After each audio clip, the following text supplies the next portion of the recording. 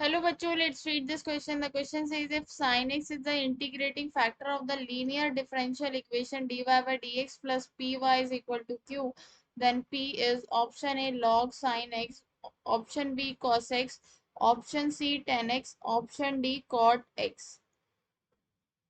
तो यहाँ पर मैं की कॉन्सेप्ट लिख लेती हूँ।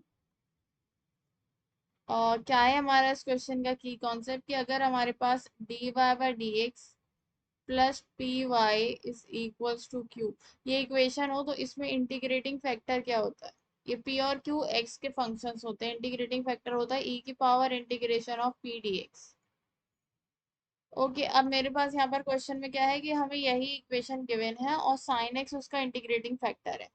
मतलब साइन एक्स बराबर किसके होगा? ई की power integration of P D x के, और हमें पी की वैल्यू बतानी है।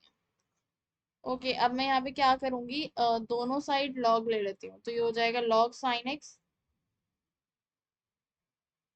Is equals to log e की पावर पी डी एक्स। ठीक है, अब यहाँ पर क्या होता है कि लॉग की प्रॉपर्टी होती है लॉग ए की power b is equal to b into log a. तो इसी तरीके से मेरे पास ये क्या आ जाएगा, log sine x is equals to, ये पावर जो है ये बाहर आ जाएगी, integration of P D x log e, और लॉग ई की वैल्यू क्या होती है? 1 होती है। ठीक है, तो यहाँ पर हमारे पास ये 1 हो जाएगा और यहाँ से ये आ जाएगा log sine x is equals to integration of P D X. अब हम यहाँ पर क्या कर देंगे, इसको डिफ्रेंशिएट कर देंगे, दोनों तरफ डिफ्रेंशिएशन करेंगे इसका विद रिस्पेक्ट टू एक्स।